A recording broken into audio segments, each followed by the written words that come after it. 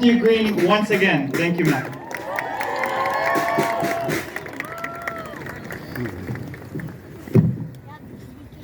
It is so important in these traumatic times that we gather in these spaces to reclaim our humanity, humanity that has been stolen and bombed relentlessly over the last 44 days. I'm here today as a member of Parliament and a proud New Democrat to say clearly that since October 11th, it has only been Canada's NDP that has called for a ceasefire. Ceasefire now! Ceasefire now! Ceasefire now! Ceasefire now! Ceasefire now! Ceasefire now! Ceasefire now! Ceasefire now! Ceasefire now! Ceasefire now! Ceasefire now! Ceasefire now! Ceasefire now! Ceasefire now! Thank you for giving me this opportunity to address you during these deeply distressing times. For the past few weeks have brought immense pain to Palestinian, Jewish, Arab, Christian, and Muslim communities across Canada, including those of my constituency in Hamilton Centre. The violence we are witnessing is unbearable to the human spirit, and I grieve alongside you for the countless innocent lives that have been lost. Every day in our constituency offices across Canada, we hear the heart-wrenching stories about families in Gaza losing their loved ones. In Canada, there is a palpable fear for family members abroad, and Palestinians in Gaza and the West Bank are enduring unimaginable suffering. And over these past several weeks, we've been working endlessly with our constituents, our neighbors, and our Palestinian friends. And I want to bring today the voice of one of my close friends, Rani Hamad, who shared this harrowing story of his 10-year-old niece, Zaina, is 10 years old, living the third war in her 10 years of life. Zaina's room and bed were destroyed by Israeli airstrikes when she was 1.5 years old on the 2014 war in Gaza. They recently had her room painted, a new bed and desk. Yet, their house was destroyed again on October 10th. And Ronnie says, my 62-year-old mom and 70-year-old father and my sister-in-law have had to carry 5 children when the house starts falling on them after the massive Israeli airstrikes in our neighborhood of El Karama. They walk between bombs, fire, and bodies in the middle of the night. Zaina asked her uncle Rani, when are they going to stop this war? Can you ask them to stop this war? I'm very terrified. Every minute I feel like a bomb is going to hit us. Can you bring us to Canada, she says. Is Canada safe? There's no war in Canada, right? Ronnie shared with me that she is beautiful and smart. And she says that he says that he wants the government of Canada to answer her questions. He says that he wants the Prime Minister, Justin Trudeau, to answer her questions. Ronnie shares with me that his parents have no water, no food, electricity, no diabetic medication for his diabetic father at 70 years old. Ronnie told me today that every minute and second that passes, he's not sure if his family is going to make it alive or not. And he's not sure in this moment if they're alive or not. And so today, I am here today as a member of Parliament to call this government to question for the 400 Canadians that are caught in Israel's siege of Gaza. I want this government to hear your stories and their stories of fear and uncertainty. And I want it to haunt them as it haunts me. This week, I will hand deliver letters to the Prime Minister alongside Ministers Miller and Joly, supporting calls from over 500 Palestinian families as signatories, along with dozens and dozens of broader civic organizations who, in their words, state their urgent call to action for a family reunification program in response to the humanitarian crisis in Gaza. and the example that is set most recently in Australia. Their letter states the Palestinian community in Canada is fearful for their family members who are at constant risk of being displaced, maimed, or killed on a daily basis.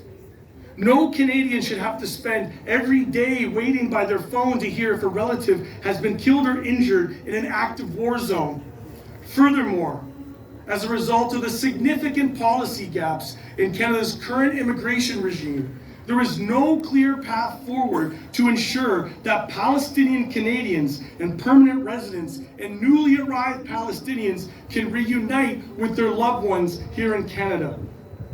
Their demand that I am here voicing today is this: that the Canadian government expand its immigration pathways to allow for faster family reunification, and to create a special visa program for internally displaced peoples in Gaza to be reunited with their family members in Canada, following the examples that were used for Ukrainian nationals. The situation in Gaza is dire, with children being lost at an unthinkable rate. And hospitals and morgues are overwhelmed, and basic necessities are scarce. Let us be clear: international law forbids such systemic bombardment of civilian infrastructure. And we must demand accountability at the International Criminal Court.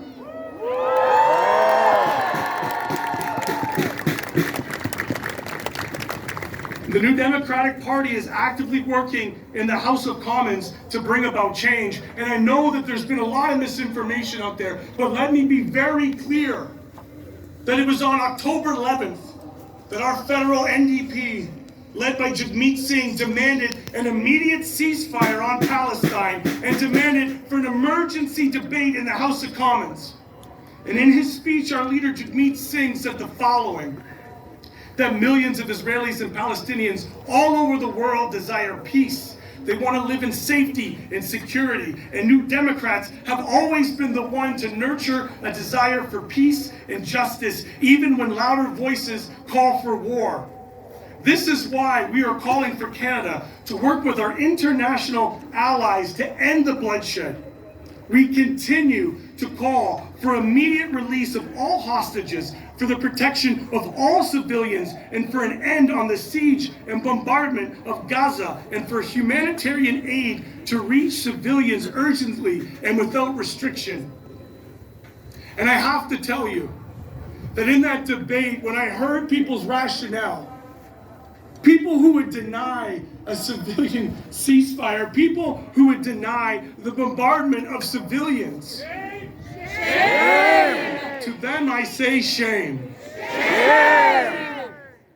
And while there are arguments of self-defense, by their own reports, they have only to this date targeted 60 members of Hamas, and yet there are 12,000 civilians who have died in the relentless bombardment of Palestine, and to that I say shame. Shame. International law must be upheld and respected, and make no mistakes, collective punishment is a violation of this law. Canada must insist that all those who broke these laws must be held accountable, even those nations that this liberal government would call our friends.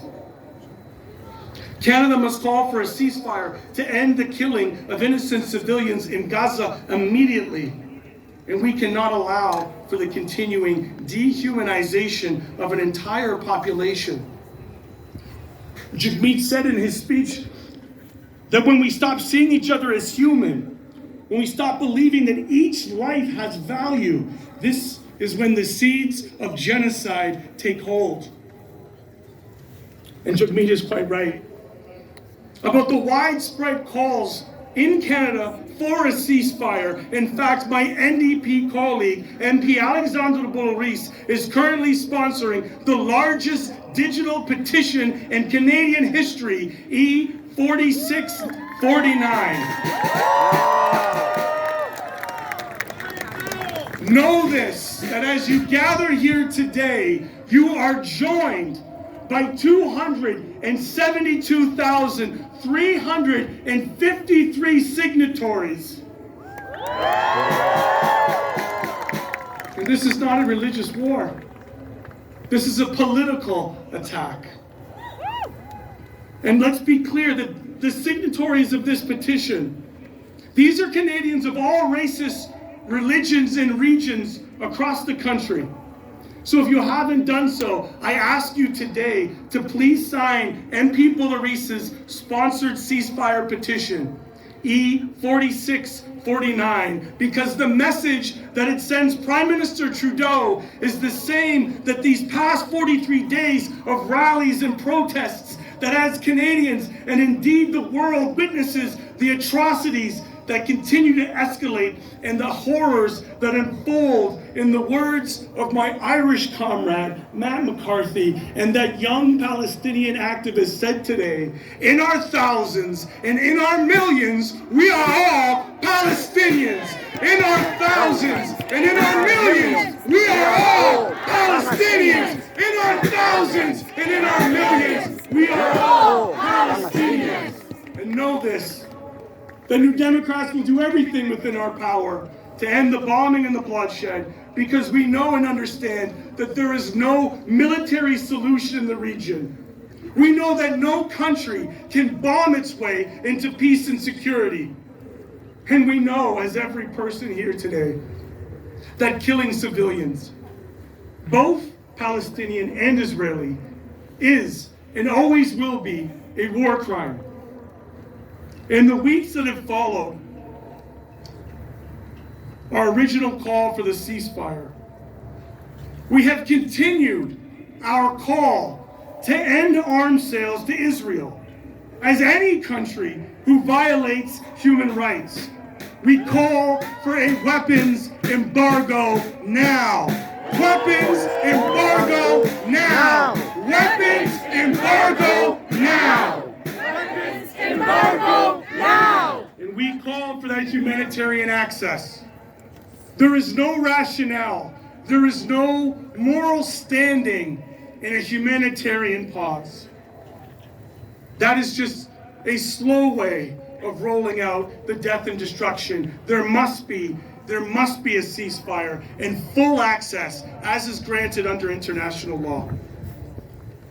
And again, we call clearly, and let me be very clear, for a thorough investigation of all the potential war crimes and crimes against humanity by all parties under the International Criminal Court.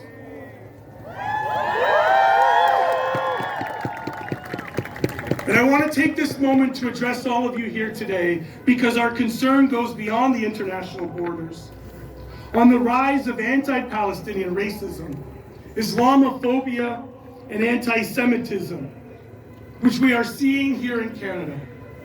And we must defend the rights of all Canadians to express their views without fear of discrimination. Yet we've heard about the vilification of these ceasefire rallies as being hateful. Conservative Premier Doug Ford has called these ceasefire rallies hate rallies. The Conservative Premier Doug Ford has called those seeking a ceasefire and peace reprehensible and disgusting. I say that those comments by the Premier are both reprehensible and disgusting. And the federal Conservative leader Pierre Poilievre called ceasefire rallies disgusting celebrations. What a perverse and vile characterization of the human mourning and trauma that has been unleashed on the region. No, I don't see hate here today. What I see in this gathering, I see love. I see love of justice. I see love of peace. And I need you to know that I proudly wear this kufiya in solidarity.